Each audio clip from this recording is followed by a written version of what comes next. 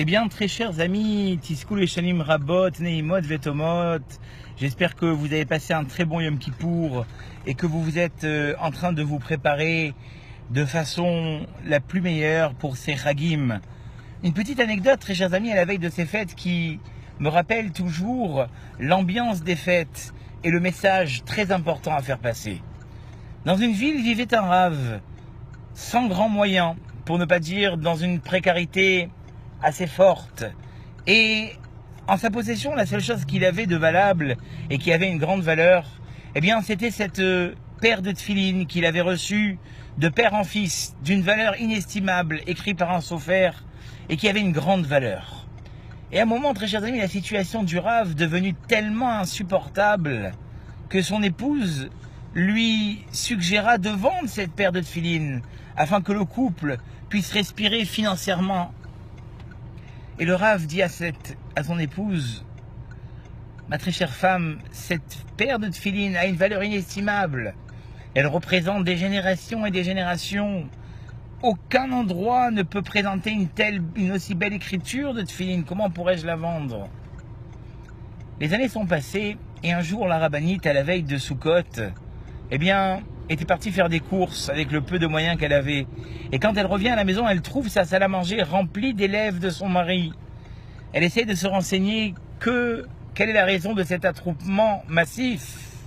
Et on fait savoir à la rabbinite que le Rav vient d'acquérir le plus beau étrog du village en l'échange de cette filine.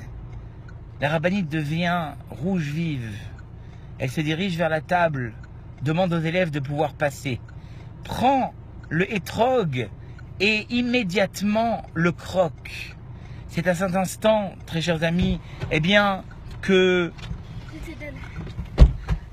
le Rav ne sut pas trop comment réagir.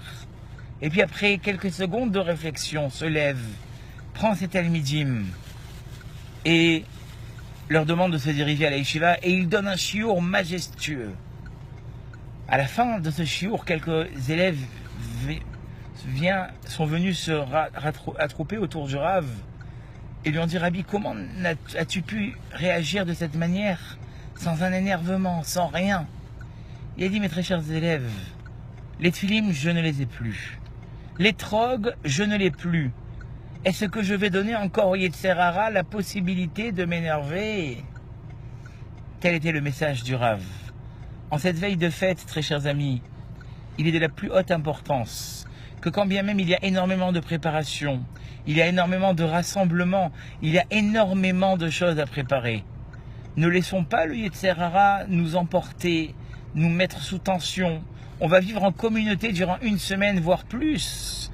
Laissons le plaisir de ces fêtes dominer ces fêtes, Bezrat Hashem, et que tous ensemble nous puissions fêter les fêtes de la manière la plus joyeuse. C'est ce que je vous souhaite en cette veille de fête.